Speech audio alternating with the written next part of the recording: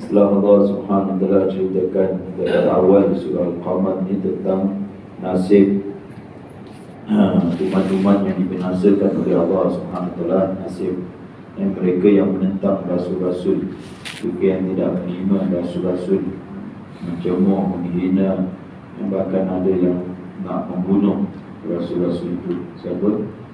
Firaun dia nak bunuh Nabi Musa AS. Jadi orang-orang kafir yang sebelum yang telah dibinasakan oleh Allah Subhanahu wa taala. Sekarang Allah berpaling kepada orang-orang musyrik Mekah. Orang-orang musyrik sekarang dia punya khitab, perbicaraan dia ditujukan kepada siapa? Kepada orang musyrik Mekah. Akufarukum khairu min ulaikum, adakah kekafiran kamu itu lebih baik daripada mereka? Wah, tengok keras. Adakah kekafiran kamu ni lebih baik daripada mereka? Adakah orang-orang kafir kamu, kufarukum, adakah orang-orang kafir kamu lebih baik daripada mereka? Mereka siapa? Mereka yang dibinasakan oleh Allah Subhanahu wa taala. Mana yang lebih baik? Kalau dari segi dunia je, orang kafir Mekah ke kaum Ad, kaum Samud, atau Firaun? Macam ambil je Firaun lah. Orang Mekah ke Firaun yang lebih hebat? Kata orang Mekah, bangunan apa yang ada sekarang ni yang mereka bina? Yang ada lah sekarang orang Mekah. Tak ada benda pun orang Mekah. Ada. Mana ada rumah mereka semua? Dah habis semua rumah mereka. Tengok rumah Firaun. Dia punya kubur dia je tau. Piramid tu kubur dia tu. Dia punya kubur dia berapa tinggi. Firaun punya bangunan. Firaun punya, dia punya yang singa tu lagi. Ada lagi. Masih ada lagi tak? Ada lagi hebat lagi. Mereka punya bangunan tu lagi hebat lagi. Dan kekuasaan mereka, tentera-tentera mereka ni lagi kuat daripada orang Mekah. Orang Mekah ni tak ada apa-apa tu. Dia apa juga, kamu ni lebih baik ataupun kaum-kaum kafir yang sebelum itu, yang mereka yang dibinasakan. Jadi mereka jawab tak boleh jawab. Tentu saja mereka ni lebih baik dari sudut dari sudut dunia, kemahiran, ketenteraan, kekayaan, semuanya mereka ni lebih baik daripada orang-orang kafir. Kalau mereka ni lebih baik, lebih kuat, lebih canggih, lebih itu, mereka pun dibinasakan, apa lagi kamu? Anytime aja Allah tiup angin aja, habis rumah-rumah mereka. Rumah-rumah kaum Ad, kaum Samud, rumah-rumah mereka ni macam mana puting beliung datang pun rumah mereka steady je. Yang hancur siapa tuan-tuan? Yang binasa terpatik semua, tercabut kepala tu semua dia punya orang dia. Tapi rumah dia, apa tidak, rumah dia buat daripada gunung. Memang gunung, puting beliung boleh cabut gunung. Ada kita nampak puting beliung, angin kuat, gunung roboh je. Ada. Kuat macam mana pun gunung mulai steady je. Ni gunung ni tak ada apa-apa punya gunung. Ni gunung batu ni gunung batu ni tak ada apa-apa. Gunung batu macam mana punya beliau tak ada apa-apa. Rumah mereka tu dibuat daripada gunung.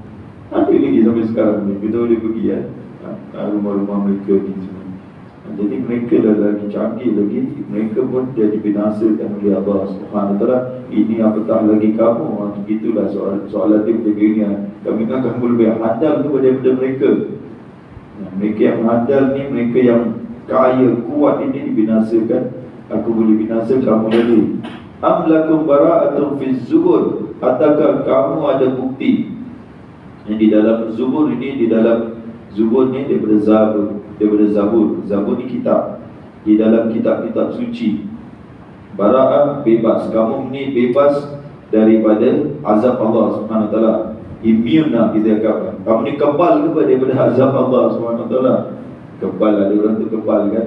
Kebal bukan peluru tu boleh masuk. Dia kebal. Dia dalam masyarakat ni dia kebal. Dia boleh buat apa saja. Kan kita panggil dia orang ni apa? Kebal lah. Begitulah. Dia bebas kan? Bebas boleh buat Kamu ni dalam kitab suci ada dah tulis ke apa? Kamu ni bebas daripada azab, kamu tak akan diazab. Mereka rasa mereka ni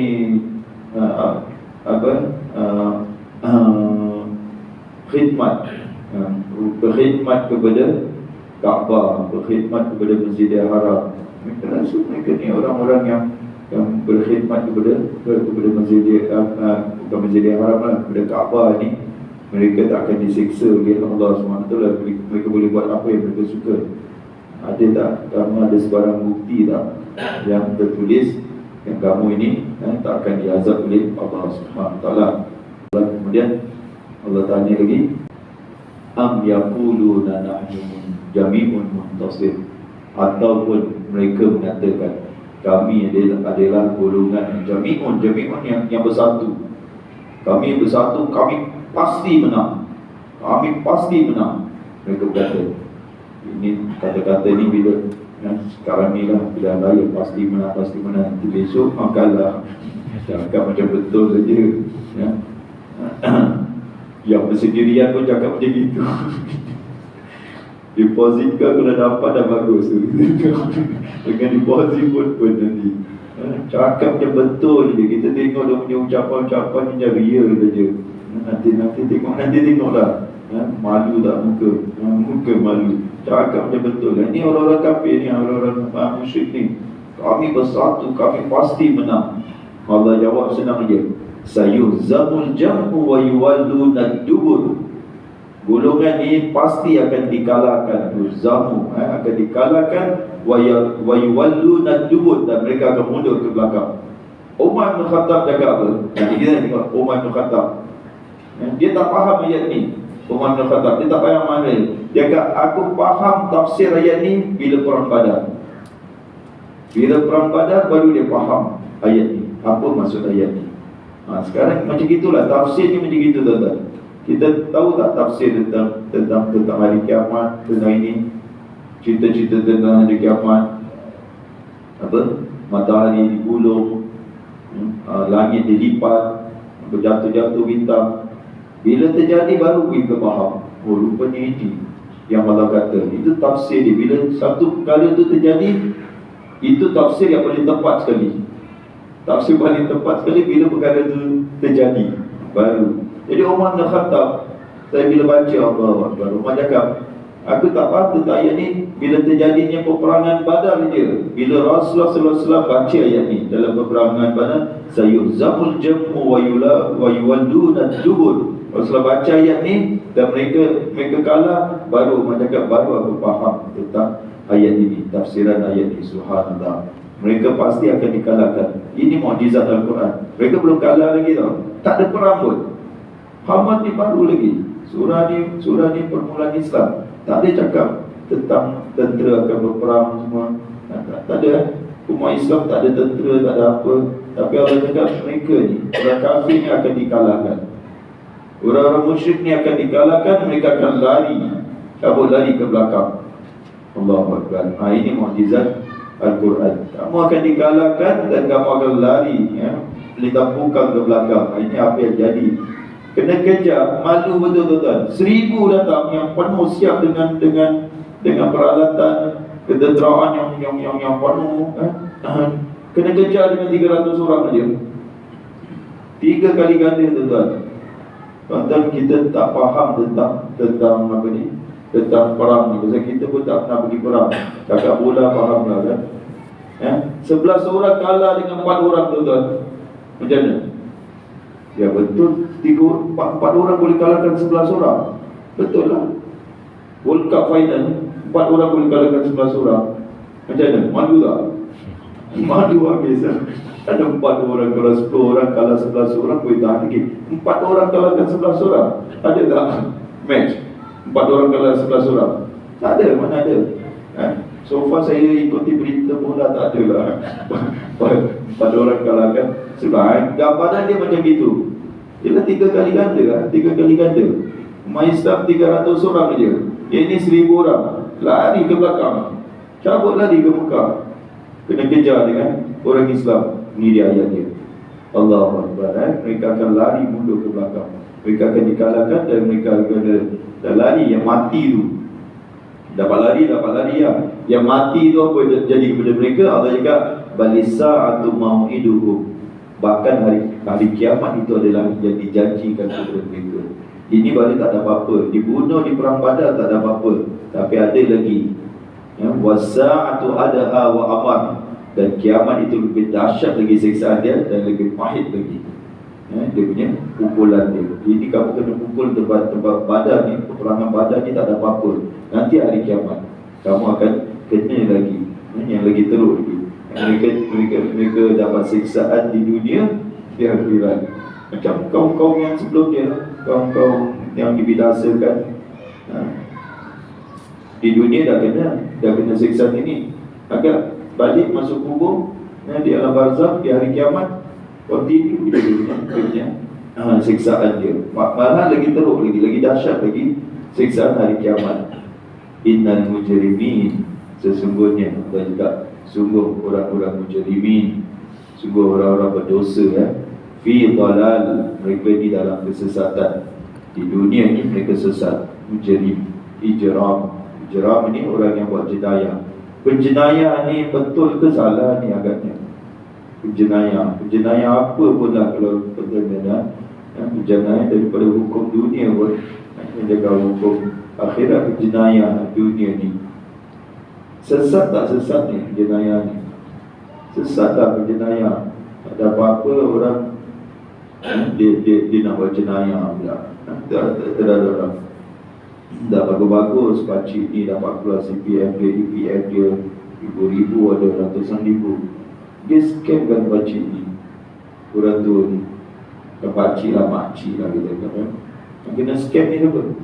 Makcik ni semua yang ibu-ibu tunggal, duit banyak, nak cari apa? Nak cari cinta. Kena pula dengan orang Nigeria pula. Orang-orang ini kena scam senang, 200, 300 ribu. Macam mana boleh kena? Boleh dia boleh transfer duit 200, 300. Memang jenayah betul lah mereka buat ni. Jadi orang ni itu jenayah lah. Mujrim, ijram ni jenayah. Tapi kalau dalam Islam, orang yang berdosa, orang berdosa ni sesat, hidup dia sesat. Yang derhaka kepada ibu bapa, yang tak solat ni sesat betul. Yang tak solat, dosa yang paling besar sekali yang seorang tu boleh lakukan di bawah syirik lah. Di bawah syirik kalau dia lakukan terus di keluar Islam. Tapi kita nak cakap dosa yang dia lakukan dia masih Islam lagi.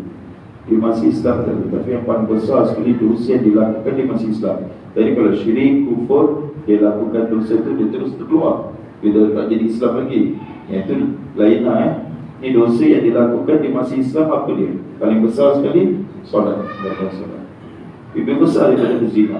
Lebih besar daripada berzina. Kadang kalau kita ni, kita tak faham berzina. Kalau seorang tu, bapa ni, anak dia berzina, dia marah.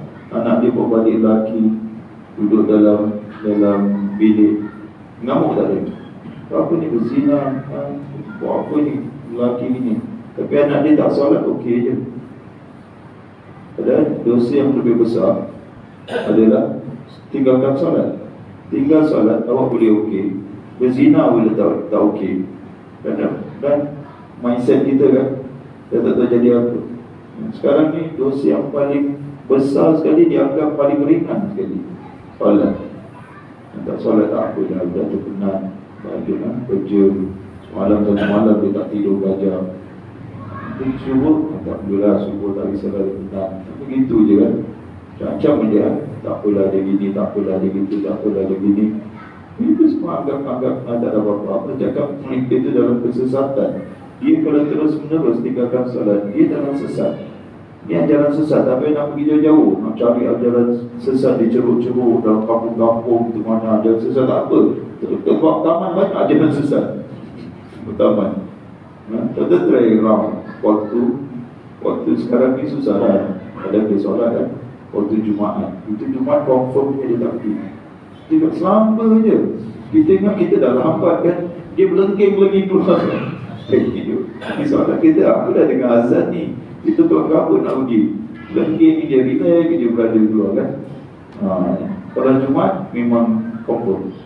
Tak mana pergi ke Maidin. Sebab kita Jumaat ni dalam masjid, macam mana nak pergi Maidin? Cuba pergi Maidin. Cuba hantar spy ke apa tuan-tuan. Hantar isteri je lah pergi Maidin atau siapa lah. Bagi report. Ada tak orang lelaki? Itu saya punya pertanyaan kepada isteri saya. Ada lelaki ke waktu Jumaat tu? Dia kakak apa je, as per normal, business as per normal macam gitulah. Sama je.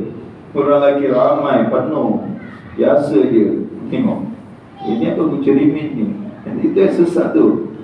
Patut Jakib, Jahis ambil semua angkut semua dalam lori semua kan, bawa ajaran sesat ni. Kamu ni dah buat apa ajaran sesat kita ni? Tak pergi solat ajaran sesat. Tak solat ajaran sesat. Apa ni agama ni? Wah, dia pula masalah. Tak solat ajaran sesat. Ni apa ni ayat ni?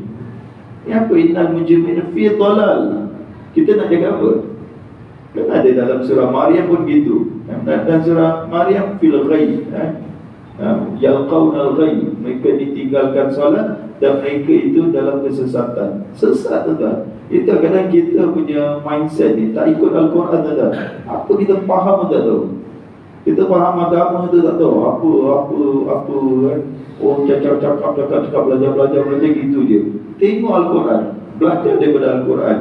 Innal mujrimina fi dhalal. Sesungguhnya orang yang buat maksiat, orang buat dosa, orang mana, mereka tu dalam kesesatan. Inilah sesat. Inilah mereka orang-orang sesat. Kalau kita nak cari orang sesat, depan mata kita dah ada orang sesat. Islam yang apa? Islam yang sesat. Oh, mana dia Islam yang sesat? Mana tak ada? Awak ni Islam tapi Islam yang sesat. Oh, bergaduh. Tak berbual dengan kita. Pasal awak tak solat. Oh, Islam yang sesat lah. Siapa ajar awak ni? Ustaz Azhari. Tak apa, pakai nama saya tak apa yang buat ni.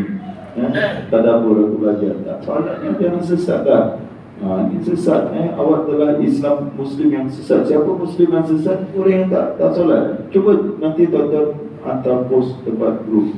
Kita dapat ilmu baru. Semua orang tak solat ni, mereka dianggap Muslim yang sesat. Oh, bagaimana? Orang yang tak. Bawa ayat ni dia.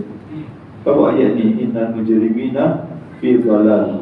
Sesungguhnya orang-orang yang berdosa itu dalam dhalal, kesesatan. Itu di dunia kesesatan. Wasumur, di akhirat dalam neraka. Sa'ir, itu dalam neraka di akhirat. Dan Allah SWT ceritakan tentang suasana akhirat.